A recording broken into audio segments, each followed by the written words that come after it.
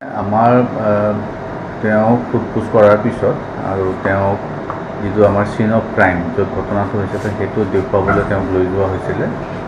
তেনেতে আমাৰ চিপাহীটোৰ পৰা হেণ্ডকাপৰ ৰছীডাল পটকৈ টানি পলাবলৈ চেষ্টা কৰে আৰু পানী যিহেতু তাত পুখুৰী আছে, পুখুৰীত পৰে। লগে লগে আমি কৰ্ডন কৰোঁ। কৰ্ডন কৰাৰ পিছত SDRFক খবৰ দিয়া হয়।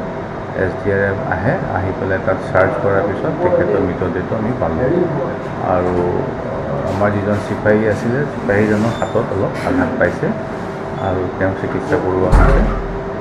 ঘটনাটো এতিয়া আমি তদন্ত কৰিছোঁ যে কেনেকৈ তাত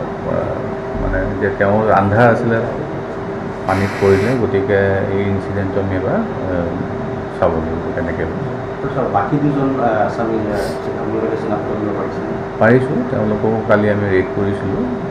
তেওঁলোকক আমি পাম বুলি আশা কৰিছোঁ। আমাৰ সোধপোছ কৰাৰ পিছত আৰু যিটো আমাৰ চিন অফ ক্ৰাইম য'ত ঘটনাটো হৈছিলে সেইটো দেখুৱাবলৈ লৈ যোৱা হৈছিলে। তেনেতে আমাৰ চিপাহীটোৰ পৰা হেণ্ডকাপৰ ৰছীডাল পটকৈ টানি পলাবলৈ চেষ্টা কৰে আৰু পানী যিহেতু তাত পুখুৰী আছে, পুখুৰীত পৰে। লগে লগে আমি কৰ্ডন কৰোঁ। কৰ্ডন কৰাৰ পিছত SDRFক খবৰ দিয়া হয়।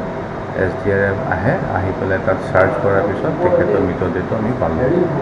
আৰু আমাৰ যিজন চিপাহী আছিলে, চিপাহীজনৰ হাতত অলপ আঘাত পাইছে আৰু তেওঁক চিকিৎসা কৰোৱা হৈছে।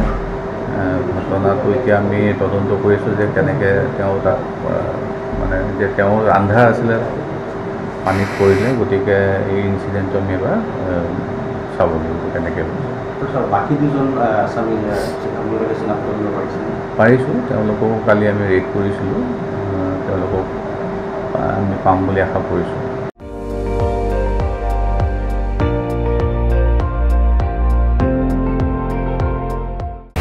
আপুনি চাই আছে ND24, সৰ্বশ্ৰেষ্ঠ নহয়, সৰ্বোত্তমৰ দৌৰত।